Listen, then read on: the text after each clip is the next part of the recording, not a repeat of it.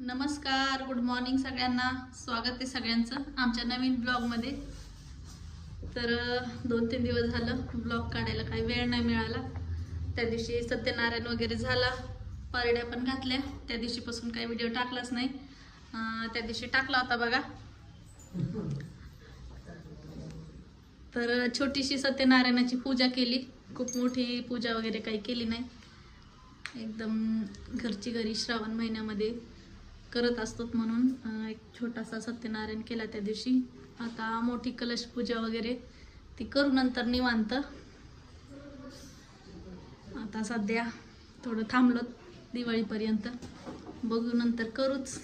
करायचं तर आहेच सत्यनारायण वगैरे मोठा. उठली का पिऊ? ते टॉवेल वरती घेऊन जा आंघोळ कर. रिक्षा येईल आता शाळेचा, पण जा लवकर. बस येईल, जा शाळेची.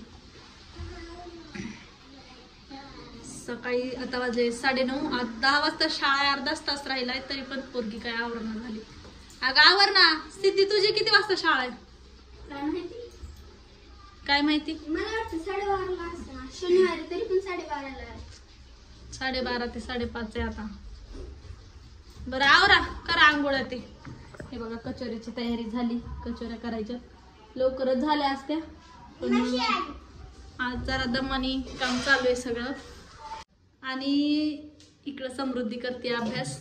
इकडं आमच्या सासूबाई आहेत बघा, काल पाणीपुऱ्या बनवून ठेवलेल्या. काय अभ्यास करते समृद्धी? बोधकथा. बोधकथा?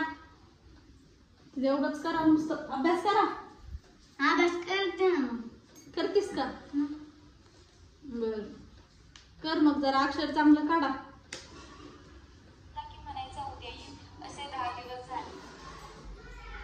तर समृद्धीची चालली आहे बोधकथा.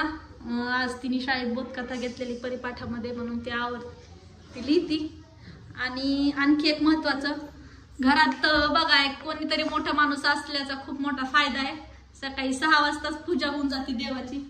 बघा आमच्या सासूबाई आलेल्या आहेत 15 दिवस झालं.